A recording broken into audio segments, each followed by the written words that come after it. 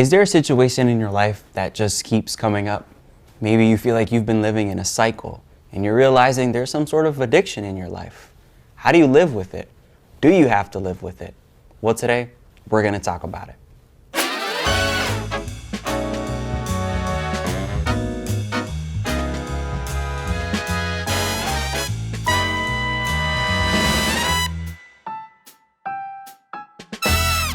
Welcome to Tiny Chair Talks, where we have big conversations in tiny chairs. Today I'm here with my friend, Mr. Tyler States. How are you? Dude, I'm doing good. Awesome. Glad that you're here with us. Yeah, absolutely. It's good to be here. So, we're talking about addictions. Usually when we talk about this word, we think of the biggest ones out there. Mm-hmm. But how else or what does an addiction actually look like for some people? Man, I think an addiction is something that has some control over us that we don't have control over in return. I think it's something that can take away our time. It's something that we might run to cope with something deeper in our lives. Yeah, I think there are many ways that an addiction can be present. Yeah, and what are some specific examples that you can think of? Absolutely. Well, I mean, I think that people can be addicted to exercise. They can be addicted to food. We can be addicted to our phones. We can be addicted to pornography. We can be addicted to drugs. I mean, it can be almost anything, it seems like. Yeah, and that's really interesting. You're talking about phones, and those seem like simple things.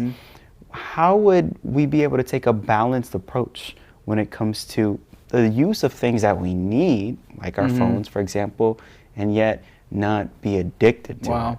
I think in order to take a balanced approach, we probably have to admit that we're not very balanced in our approach to any of these devices. I think we often justify our addictions by citing their usefulness.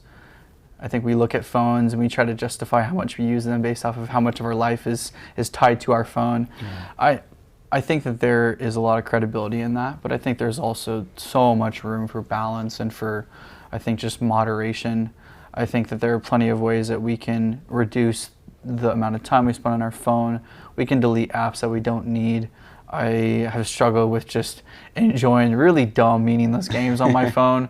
So when I'm in like seasons of trying to be more productive, I just like don't have them on my phone. There have been periods of my life where I know that having the YouTube app on my phone is just such a temptation, just such a time killer, and so I know it's better for me just to delete that. There's many things that my phone is useful for, and there's many things that aren't needed on it either. Yeah, that reminds me of a notification we get on our phones, which is the weekly summary. I don't know what it's specifically. Yeah, your screen time. The screen time. Oh, it's terrible.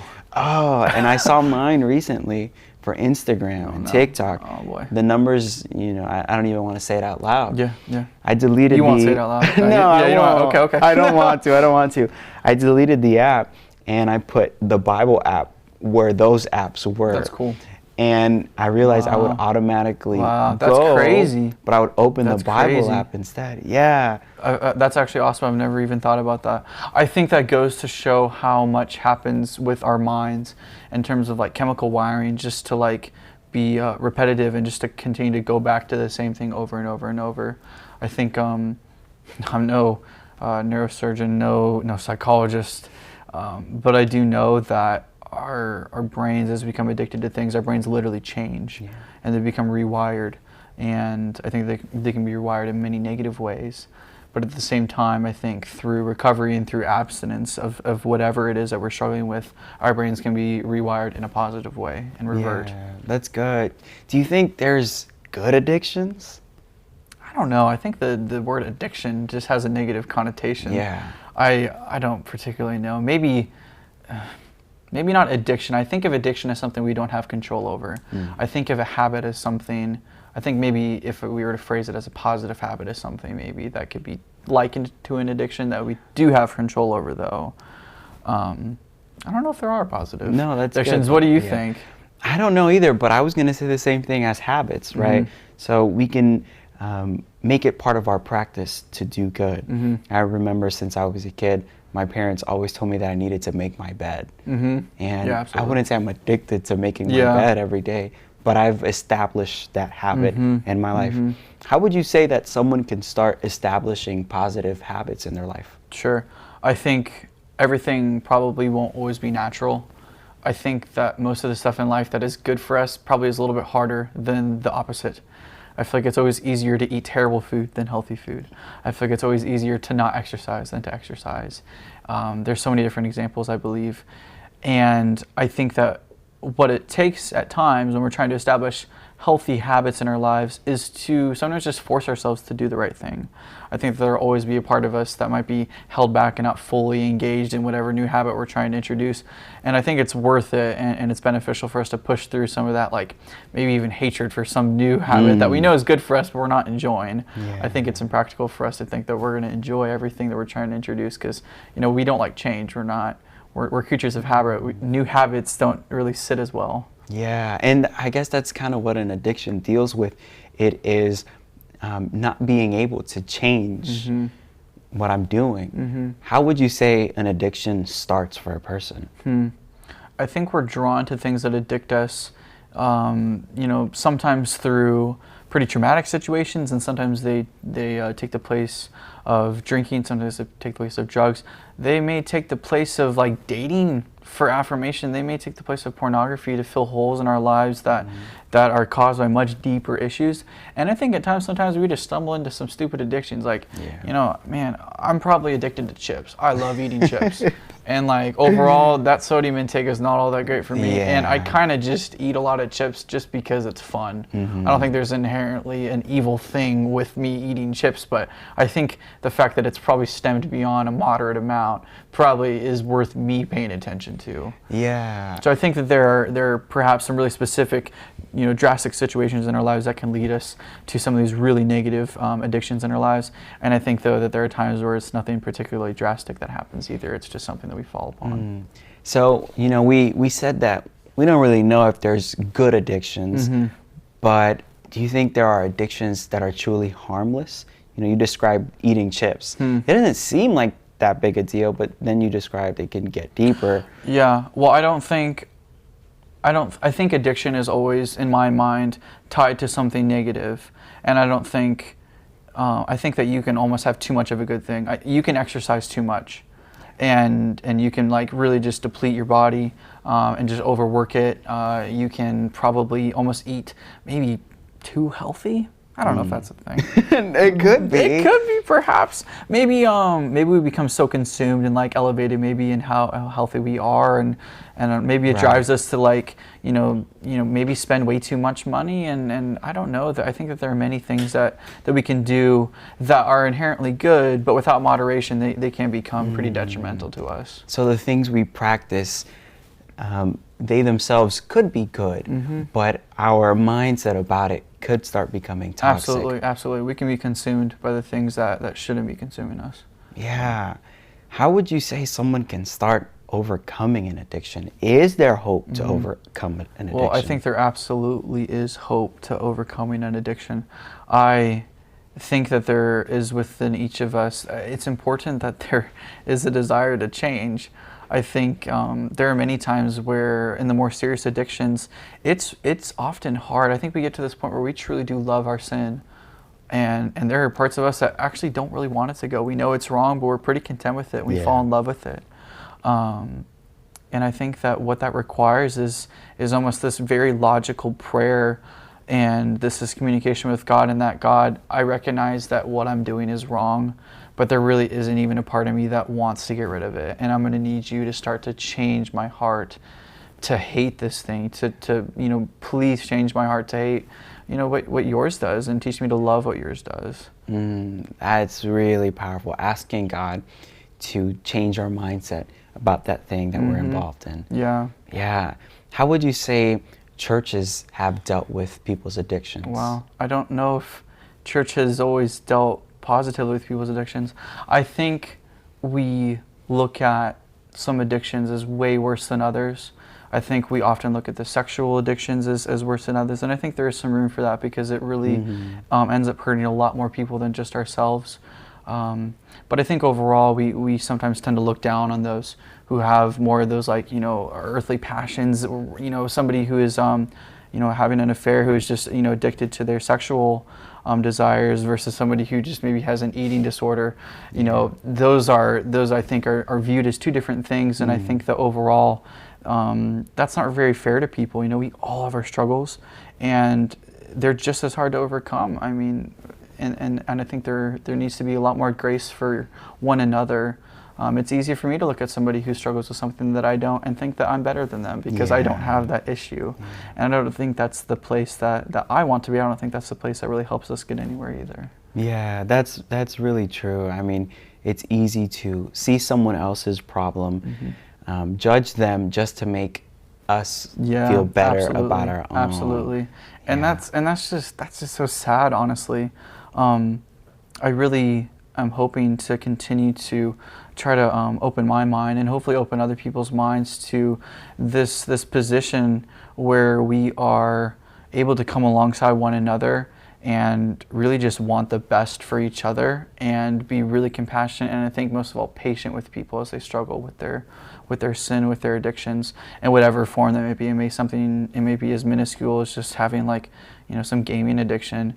It might be like you're addicted to just the way your body looks and losing weight, whatever it may be.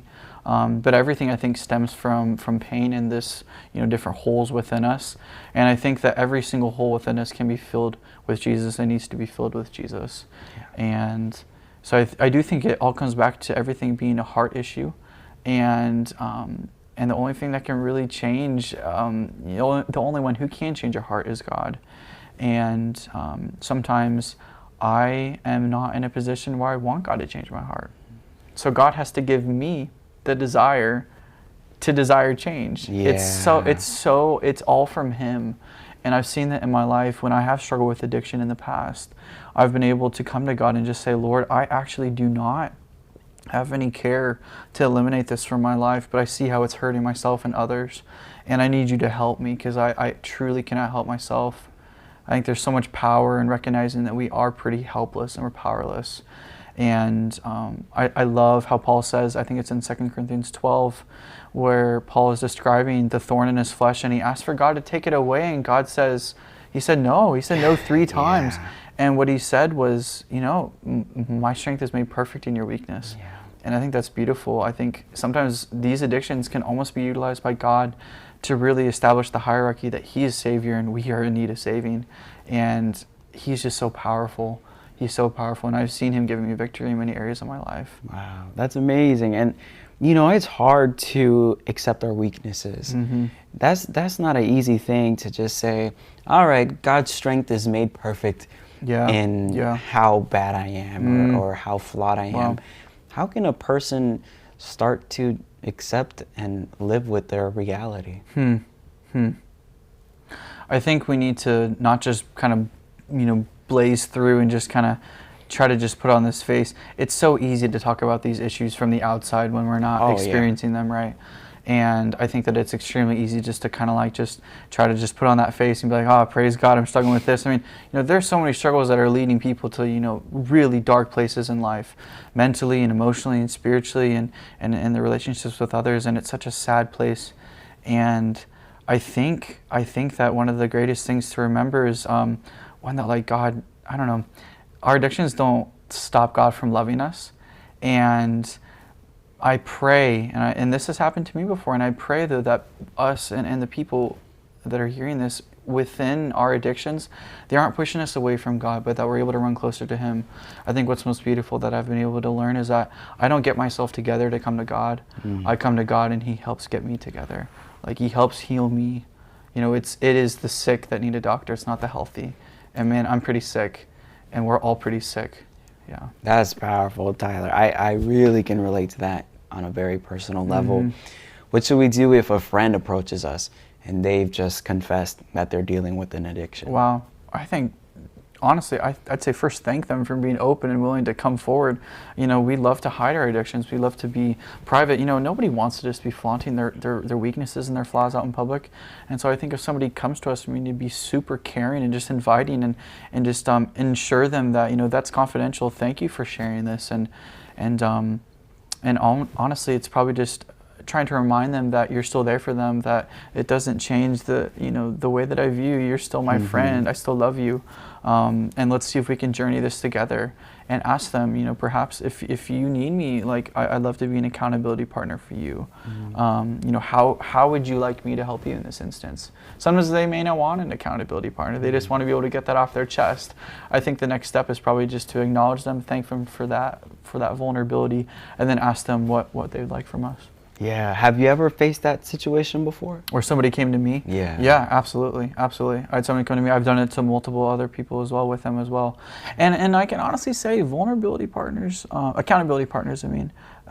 don't always work. They don't always work. I think, we can't look at that as this end all to our problems, but I think that for some of us, it can be a very useful tool and just helping us remember that we are in a community, that there are people who do struggle with the same problems that we struggle, and we can gain a lot of wisdom and insight from some of their successes, from their failures, and we can move forward together, just linked arm in arm, and hopefully leading one another to Jesus. Yeah, that's good. I think about addictions that we may have, and oftentimes those addictions are celebrated in the world, and it kind of gives a sense of permissiveness. It gives a sense of, it's okay if you're dealing with that thing because everybody deals with that thing. We're all the same. Wow. What would you say to a person who is starting to feel like, you know what, if this is me, it's all good? Well, I would say first, don't buy into that lie. I don't think that God intended for us to be addicted to anything, and I don't think He desires for us to ever be controlled by anything outside of ourselves. He desires for us to have ultimate control and free will. And I think God's heart breaks when He sees His creatures being controlled by our passions, by our appetites, desires, whatever it may be. I would say that it's probably easy to try to want to slip into that mindset, or we just kind of accept it because everybody else is doing it. Well, I don't want to utilize that as an excuse for me to continue doing behavior that I personally know is wrong, as I look out at everyone else. And I don't want to be like everyone else either. That's the whole point. I think something that I love is the verse in the Bible where it says that God will not allow us to be tempted beyond what we can bear, and He will provide escape. And I know that there are so many temptations that are so incredibly strong and difficult to overcome. And I know that it at times has led me to the brink of literally shaking, because there's so much chemical rewiring that happens in our minds, and people physically just deal with so much as we try to go through withdrawing from different addictions, whether those be substances, anything. But there are times where medicine is needed. Modern medicine is beautiful, and I don't think that's something that we should look down upon. I think we should be thankful for that. And yet, there are times when sometimes just accountability partners and perhaps just a lot of work from God can really help us. But there are many ways and that we can get help, and that I think anything is possible through God. Truly. I think that any single addiction that anybody's dealing with that's hearing this right now, it's victory is possible through Jesus. I 100% believe that. That's encouraging to hear. I think people need to hear that and remember it. And it's not an easy fix. It is not an easy fix. I mean, I've experienced that firsthand, and how we desire for everything just to be better. And it just doesn't happen like that. We're going to continue to struggle with the things that we struggle with. And I'd say even after we might have, quote unquote, reached victory over something, it's always probably going to be a part of us. It's going to still be an addiction. But I think we, through the power of God, are able to start to master those. We're able to start to take every thought captive, through the power of God. Yeah, that's so good, Tyler. And you brought up temptations. I'm not one to think that temptations themselves are sinful, or if I am being tempted, I'm not necessarily in sin. Yeah. But it's best to not even experience temptations if we can't avoid it. How would you say a person can start avoiding temptations in their life? Well, I think we can practically choose to not put ourselves in situations where we will be tempted. If I'm an alcoholic, I'm not going to go to a bar and hope to just not be tempted. Right. If I'm somebody who's addicted to pornography, I'm not going to be looking on sussy websites, hoping to not be tempted. If I'm somebody who is struggling with an eating disorder, I'm not going to just choose to go to restaurants where my favorite food is being served buffet style. I'm going to take practical steps to put myself in situations where I'll experience success. I think there's logical things, if we're honest with ourselves, that we can do that will help us, see the positive results that we're looking for. Yeah, we've got to like remove the trigger items. Exactly. Yeah. And that's really hard because sometimes we may feel like those trigger items just exist in our normal, in our reality.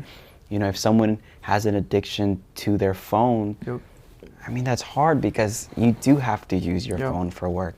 Or if someone has an addiction to certain websites, it might be hard because you have to hop on to the internet when you need to. So how would you say that we can have a balanced view of the technology given to us, the resources given to us, and not allow those things to start taking control of who we are? Yeah. I think perhaps it may not be the direct answer to this question, but I think something that's really important is when we are dealing with temptations, we can't expect just to cut it cold turkey. There needs to be a replacement for something. And what I recognize is that I'm not always going to be tempted when I am at a restaurant, or I'm not always going to be tempted when I am on Instagram or when I am doing whatever. But in those moments when temptation is hitting, when the devil's attacking, it's important for me to not just kind of like sit here and just, hold my hands really tight and just hope that it passes. I have to replace this.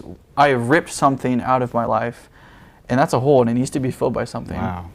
And so like if I am somebody who is struggling to, like stay pure on the internet, it's important for me to like, if that moment arises, I need to go do something different. I got to get my mind off of it. Let me go like do some push-ups or something. Yeah. If I'm somebody who's like struggling with wanting to just like play games, like, and I just have nothing better to do, it's like, if you're going to cut that out, you can't just let that time sit there, unfilled by anything. Like pick up a book. Like, and if you struggle with being on a screen, like read an actual physical book. Oh, that's do something good. different. Just redirect your mind in any way possible. That's really good. Super practical. I appreciate that because, even with the reading the book, like I had never thought about that before, but it's true. Sometimes I open the Bible app. Yeah, on your phone. And on my phone, and that's where I get all the notifications about everything. Exactly. So sometimes you have to like literally just put the phone somewhere else, and you're like, I'm gonna give it some time alone, and I'm gonna go spend some time alone. And just be just kind of. With that specifically, there's a lot of power, I think, in holding like a book, and being able to like feel paper, and maybe be able to write and stuff. And I think it kind of like engages our mind in a different way, and it's like it's something new, it's something interesting, and we might even begin to start to like, reading books in book form rather than just on our devices. I think it's just being honest with ourselves, and like we know ourselves best. We know what gets us, what certain situations or what certain emotions, negative emotions or high emotions can make us more, susceptible to certain temptations. I think it's just being very honest and open with just, who am I and what gets me. Yeah. Do you think it can be dangerous if we confront someone, if we have some sort of suspicion that they're dealing with an addiction? I think it can be dangerous because I don't know what will be done with that suspicion. It probably would be followed by an accusation. I don't know if accusations are ever a great way to go anywhere positive. Yeah. I truly believe in the power of prayer. I think that we can say a lot of times, oh, I'm praying for you, or even like, oh, I'll pray about that in our mind, and not do it. And I think there are even prayers that we can kind of just pray pretty flippantly. But I think like true intentional intercessory prayer, and we know somebody's dealing with something, I think that goes a long way. I mean, I truly do believe that prayer can like just change lives. And it might open them up to a point to where they actually come to me and share. If I know that there's somebody in my life who is dealing with something, and I know that I'm not the right person to talk to them, maybe there is somebody closer to them that could talk to them, and I might talk to that person. Say, hey, why don't you come alongside them, and would you be willing? Like, I've noticed this, and I think it would sound better coming from you, and they know that you care about them, and I care about them, but they may not know that, and that might be closed off. So trying just to find, we're trying to love people, and if we truly want the best for them, we're going to try to like, not attack. We're going to try to be caring and understanding, and just Yeah, I appreciate that. We're trying to love people, and that's always the goal. Yeah. So how could we help a person who feels like they have found love in their habits, in their addictions, and doesn't feel a need to find love somewhere else? Wow, that's a good question. Somebody who's found love within their addictions and in their habits. I think ultimately, I have a suspicion that even within that feeling of love, there probably is a lot of emptiness. I think at the end of the day, when they may be laying in bed alone, they're like, man, this can't be it. I think that there's more. There's like true peace available. There's true love available. I think there's a lot of quote unquote love out there that isn't real. Yeah. So, do you have any other practical tips for a person dealing with addiction, someone watching this video, aside from prayer and also replacing those items in their life? Wow. I think literally just get up right now and go do something different. If you've got some thoughts running through your head, if you've got just that urge, like try to do something different. Get up, go run down the street, go do some push-ups, sing a song, yell, scream, whatever you got to do. Just start breaking that train of thought. Yeah. Tyler, I really appreciate that. That's been really great, everything that you've said, and I know this is going to be helpful for somebody watching. Amen, for sure. Yeah. And so we share to you at this moment, if you're dealing with an addiction, if there's a cycle that needs to be broken in your life, you can make it. There's ways for you to find help, and there's practical steps that you can take in order to continue moving forward. Just know that God is with you throughout this process. We thank you so much for joining Tiny Chair Talks, where we have big conversations in tiny chairs. We hope that this was meaningful to you, and we invite you to continue watching our videos.